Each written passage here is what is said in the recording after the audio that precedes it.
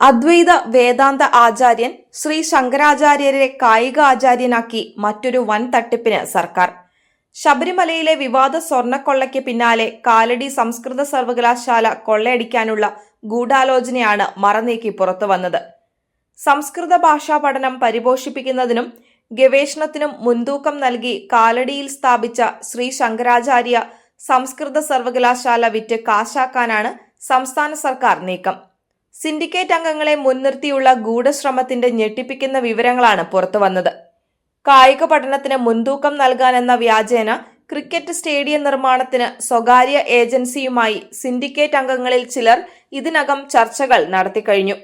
സംസ്കൃത സർവകലാശാലയെ ലോക നിലവാരമുള്ള കായിക പുരോഗതിയിലെ നാഴികക്കല്ലായി മാറ്റുമെന്നും സ്പോർട്സ് ടൂറിസത്തിലൂടെ തൊഴിലവസരങ്ങളും ബിസിനസ്സുകളും വർദ്ധിപ്പിക്കുവാൻ സഹായകമാകുമെന്നുമാണ് VC ഡോക്ടർ KK ഗീതാകുമാരിയുടെ അവകാശവാദം. VCയുടെ വിശദീകരണം തന്നെ സംസ്കൃത സർവകലാശാല സ്ഥാപിച്ചതിന്റെ ഉദ്ദേശ ലക്ഷ്യങ്ങളിൽ നിന്ന് വ്യതിചലിച്ച് റിയൽ എസ്റ്റേറ്റ് മാഫിയയുടെ കെണിയിൽപ്പെട്ടിരിക്കുകയാണെന്നതിന്റെ തെളിവായി ചൂണ്ടിക്കാണിക്കപ്പെടുന്നു. സംസ്ഥാനത്ത് മലയാളം സർവകലാശാല ആരംഭിക്കുന്നതിന് വർഷങ്ങൾക്ക് മുൻപ് സംസ്കൃത ഭാഷാ പഠനം പരിപോഷിപ്പിക്കുന്നതിനും ഗവേഷണത്തിനും മുൻതൂക്കം നൽകി ആദിശങ്കരാചാര്യരുടെ ജന്മസ്ഥലമായ കാലടിയിൽ സ്ഥാപിച്ച ശ്രീ ശങ്കരാചാര്യ സംസ്കൃത സർവകലാശാല തുടങ്ങിയത്.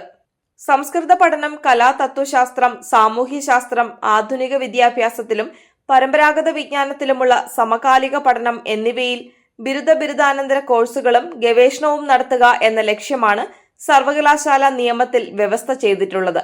കായിക പഠനം ശങ്കരാചാര്യരുടെ നാമധേയത്തിലുള്ള സംസ്കൃത സർവകലാശാലയുടെ ഉദ്ദേശ ലക്ഷ്യങ്ങളിൽ പെടുന്നില്ല.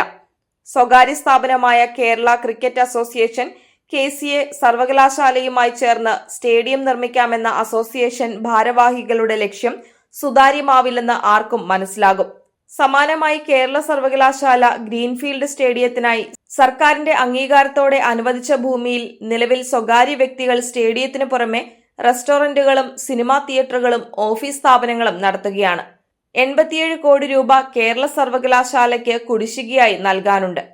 ഇതേ ലക്ഷ്യമാണ് സംസ്കൃത സർവകലാശാല ക്രിക്കറ്റ് സ്റ്റേഡിയം നിർമ്മാണ കരാറിന് പിന്നിലുമെന്നാണ് വിവരം.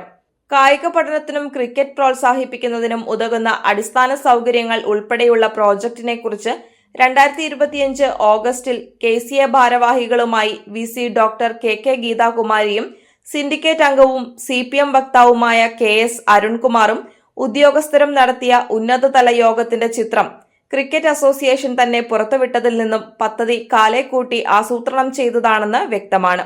സ്റ്റേഡിയം കരാർ ഒപ്പുവെക്കാനുള്ള മേൽനടപടികൾ റദ്ദാക്കണമെന്നും സർവകലാശാലയുടെ ഉദ്ദേശ ലക്ഷ്യങ്ങളിൽ നിന്ന് വ്യതിചലിച്ച VCയെയും സിൻഡിക്കേറ്റ് അംഗങ്ങളെയും സർവകലാശാലയുടെ ചാൻസലർ കൂടിയായ ഗവർണർ അയോഗ്യരായി പ്രഖ്യാപിക്കണമെന്നും save university campaign committee chairman RS Sasikumar ആവശ്യപ്പെട്ടു.